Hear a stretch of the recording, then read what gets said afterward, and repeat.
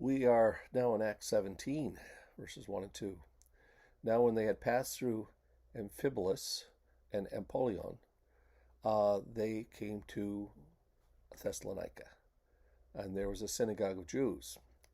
Amphipolis was a Roman military station.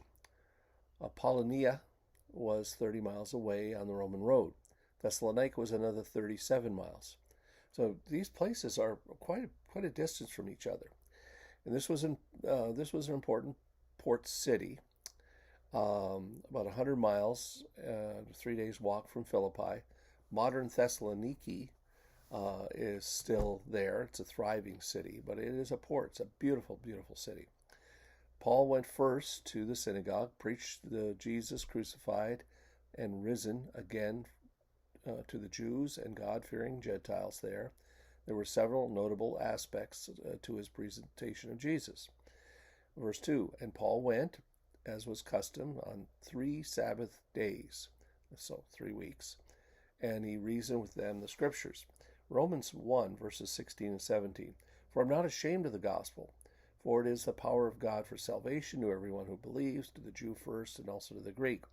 And for in it the righteousness of God is revealed from faith to faith, as is written, righteous shall live by faith.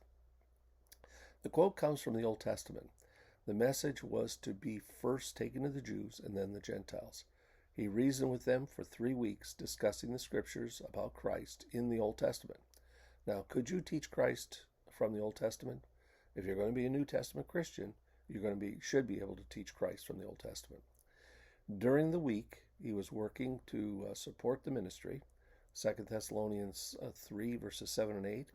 For you yourselves know how you ought to imitate us, because we were not idle when we were with you, nor did we eat anyone's bread without paying for it.